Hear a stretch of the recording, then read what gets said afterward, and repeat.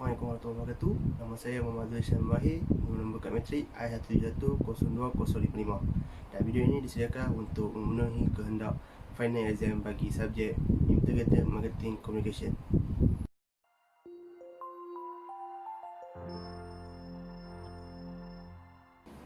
Baiklah, kita masuk kepada bahagian pertama, iaitu pengenalan mengenai produk. Produk yang saya pilih yang merupakan produk yang saya telah melakukan pembelian yang agak bermakna redut saya ialah pembelian motosikal, iaitu motosikal Yamaha 135SC. Merupakan sebuah motosikal kapca yang digerakkan oleh enjin siukan air 135cc 4 lejang. Dan motosikal ini direkam khas untuk syarikat induk di Jepun yang menyasarkan pasaran di Asia Tenggara. Yamaha 135 ini dipasarkan pada tahun 2005 di pasaran Thailand dan juga Indonesia. Seterusnya memasuki pasaran Malaysia pada Februari 2006. Produk ini mendapat sambutan yang tinggi di Malaysia dan merupakan salah satu produk yang direka sepenuhnya di HQ mereka di Jepun. Okey, sejarah pembelian produk. Produk ini dibeli pada tahun 2013 dan pembelian dilakukan melalui perkongsian pembayaran dengan bapa saya, iaitu berikutan kejayaan saya untuk memperoleh lesen motosikal B2. Pemilihan produk ini adalah kerana spesifikasi motosikal ini memenuhi kriteria seorang pelajar ketika itu dan kadar kos penyelenggaraan untuk ditanggung agak berpatutan. Produk juga merupakan salah satu kenderaan impian berikutan jenama produk iaitu Yamaha yang merupakan jenama yang agak terkenal, dan spesifikasi serta perinci kepercayaan produk itu memenuhi kehendak dan kemahuan saya. Pembelian ini dilakukan selepas aspek-aspek yang saya lihat itu memenuhi kriteria kehendak produk yang saya mahukan, dan mendorong kepada pembuatan keputusan saya untuk membuat pembelian tersebut.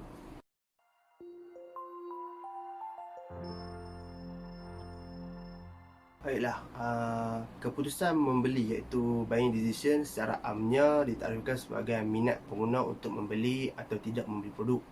Dan dalam aspek ini, dalam pembelian saya ini, saya melihat kepada dua perkara, iaitu kualiti produk serta harga. Kualiti produk adalah bukti bahawa produk tersebut mempunyai fungsi yang unggul. Di samping itu, kualiti produk juga didefinisikan sebagai kemampuan satu produk untuk menunjukkan keberadaannya. Pembeli yang mempunyai pengalaman dalam menggunakan produk akan memberi penilaian bahawa produk itu berkualiti atau tidak.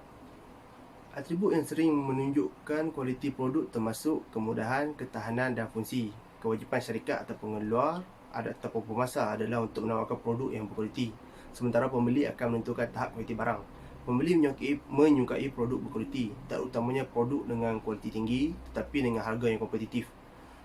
Kualiti produk akan menentukan tahap persepsi pengguna dalam membeli sesuatu produk.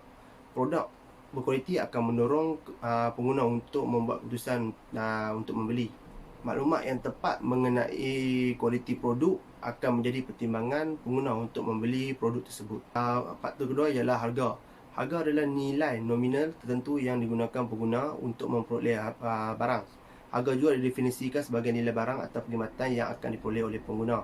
Sejumlah nilai yang dianggap layak mewakili barang dan perkhidmatan disebut harga. Harga didasarkan pada persepsi pengguna untuk ditukar dengan barang atau perkhidmatan yang ditawarkan oleh pengeluar. Dari segi pengeluar, harga adalah sumber pendapatan, dan dari segi pengguna, harga adalah sejumlah pengorbanan yang dilakukan untuk mendapatkan barang. Harga secara umum, harga dapat berubah pada setiap masa. Jadi kadang-kadang harga akan menentukan nilai produk pada masa itu. Harga berkait rapat dengan strategi penawaran pengeluaran yang berkaitan dengan waktu yang tepat. Apabila harga yang ditawarkan sesuai dengan waktu yang diinginkan oleh pengguna, ia akan dianggap sebagai nilai yang berpatutan berdasarkan masa. Pengguna akan berpuas hati dengan harga yang ditawarkan dan tidak enggan membuat keputusan untuk membeli barang tersebut. Harga yang sesuai dan kompetitif akan mendorong pengguna untuk membuat keputusan terhadap pembelian.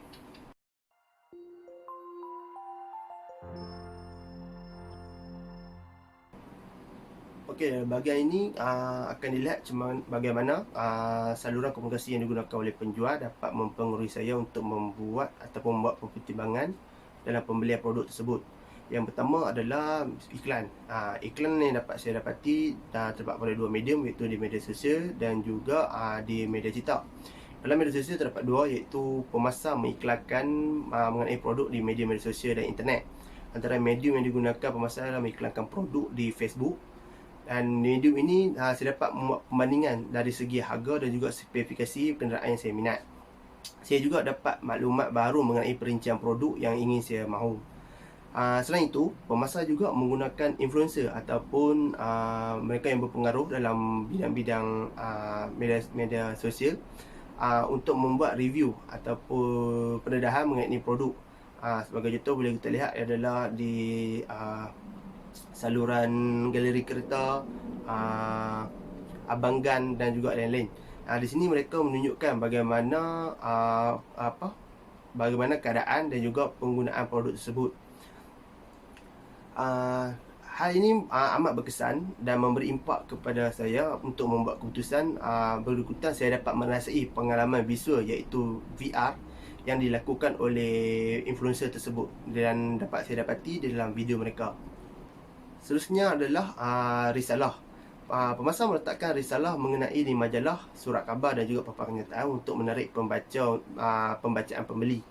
Melalui kaedah ini, pemasar telah berjaya menarik minat bapa saya, iaitu antara salah seorang penyalur modal untuk saya menggunakan kenderaan ini untuk membeli produk tersebut.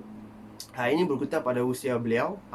Beliau tercenderung untuk membaca bahan-bahan ilmiah yang berasaskan tulisan ataupun media berasaskan cetakan. Oleh itu beliau mendapat risalah ataupun lampiran mengenai produk tersebut dan beliau tertarik. Seterusnya beliau mendorong saya untuk membeli produk tersebut. Saluran yang seterusnya adalah saluran bersemuka. Kali ini adalah dengan pembeli pergi dan bertemu dengan pemasar atau penjual. Di sini, pemasar atau penjual akan menerima terlebih dahulu kehendak produk yang saya inginkan. Setelah memperoleh maklumat mereka akan menterjemah kepada informasi tersebut dengan menawarkan produk yang diingini dengan beberapa saranan. Saranan ini merujuk kepada penerangan mengenai produk secara realiti, iaitu dengan menunjukkan ciri-ciri motor, keadaan motor, penggunaan motor bagaimana, apa aspek-aspek yang ada pada motor ini lebih baik pada motor lain. Dan juga penekanan ini membuatkan saya rasa lebih tertarik dengan mereka menawarkan saya melakukan pandu uji pada kenderaan itu. Dan di sini saya dapatkan impak untuk membeli produk untuk membuat keputusan pembelian ini apabila saya dapat merasai secara fizikal pengalaman ataupun penggunaan produk yang saya ingin itu secara nyata. Dan perkara terakhir dalam saluran komunikasi yang menarik minat saya untuk melakukan pembuatan keputusan dalam pembelian ini adalah promosi yang ditawarkan mereka. Kaedah promosi merupakan kaedah iaitu penawaran oleh penjual kepada pembeli.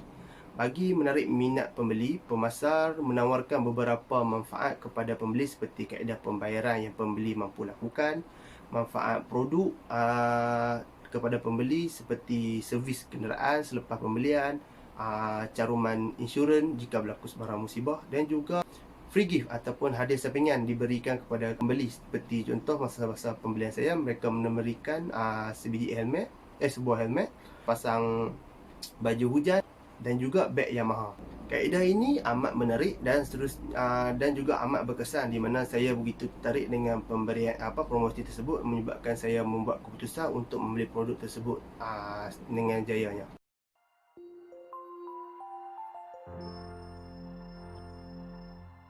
Tiga kepentingan keberkesanan komunikasi serta hubungannya dengan keputusan pembelian produk oleh pengguna. Pertukaran idea, maklumat dan juga perasaan didefinisikan sebagai komunikasi yang menjadi asas interaksi sosial dan salah satu wakil aktiviti manusia yang paling banyak. Pemasaran mempunyai perkembangan yang luar biasa sejak komunikasi pemasaran berlaku selama beberapa dekad terakhir abad ke-20 ini. Komunikasi pemasaran menggunakan media yang berkaitan untuk menyampaikan mesej untuk berkomunikasi dengan pasaran. Proses keputusan pembelian pengguna dapat dipengaruhi oleh komunikasi pemasaran berdasarkan hasil penyelidikan pemasaran dan juga segmentasi pasaran. Ia menyampaikan pesan dengan komponen campuran pemasaran, menemukan kekuatan komunikasi untuk berkomunikasi dengan strategi dan rancangan komunikasi pemasaran. Terdapat banyak sebab yang boleh mempengaruhi persepsi pengguna terhadap produk, perkhidmatan dan bahkan terhadap organisasi. Antara tiga kepentingan keberkesanan komunikasi serta hubungannya dengan keputusan pembelian produk oleh pengguna ialah yang pertama, kesedaran. Syarikat yang berjaya menyasarkan untuk membina hubungan yang kuat dengan pembeli supaya dapat mengekalkan pengguna tersebut sebagai pelanggan jangka panjang dan memaksimumkan peluang pendapatan. Oleh itu, tugas utama untuk keberkesanan komunikasi adalah untuk menyadarkan pembeli tentang syarikat dan produk mereka. Semasa pengguna membeli, mereka membuat keputusan berdasarkan maklumat yang mereka ada mengenai produk yang sedia ada. Dengan komunikasi melalui iklan dan media lain, pemasar dapat menyadarkan pembeli tentang produk mereka sehingga menjadi salah satu alternatif yang pembeli boleh pertimbangkan. Seterusnya, accountability. Keberkesanan komunikasi yang mendorong pengguna memberikan maklum balas mengenai produk menunjukkan bahawa syarikat amat bertanggungjawab kepada pelanggannya. Contohnya, pemasar atau penjual menubuhkan forum dalam talian.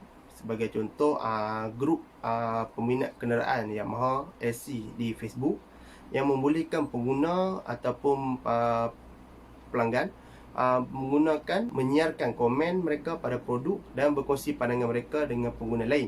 Komunikasi interaktif seperti ini dapat disedari perubahan dalam cara pengguna bertindak balas terhadap iklan. Pengguna ini dapat memperoleh maklumat mereka mengenai produk dan syarikat dari pengguna lain melalui laman rangkaian sosial dan bukan hanya memperoleh maklumat daripada pesanan ataupun maklumat pemasaran dari pemasar ataupun pengeluar produk tersebut sahaja.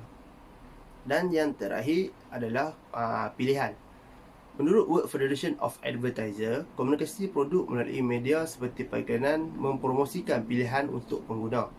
Komunikasi memberi maklumat kepada pengguna mengenai perbezaan harga, kualiti atau ciri produk yang bersaing yang memungkinkan pengguna membuat pilihan yang tepat. Komunikasi awal pemasar meningkatkan kesedaran pengguna mengenai produk. Dengan komunikasi secara berkala, pemasar dapat menyedarkan pengguna tentang kelebihan produk, membezakan produk daripada yang ada dengan persaingan dan membuat pilihan untuk produk pemasar. Sekiranya strategi komunikasi ini berkesan, ini akan meyakinkan pengguna untuk memilih produk pemasar daripada persaingan pada masa mereka membuat pembelian. Jadi secara kesimpulannya, integrasi komunikasi pemasaran amat memberi kesan ataupun impak yang besar dalam pembuatan keputusan dalam pembelian pengguna. Hal ini kerana IMC ini berfungsi sebagai titik fokus untuk strategi komunikasi pemasar.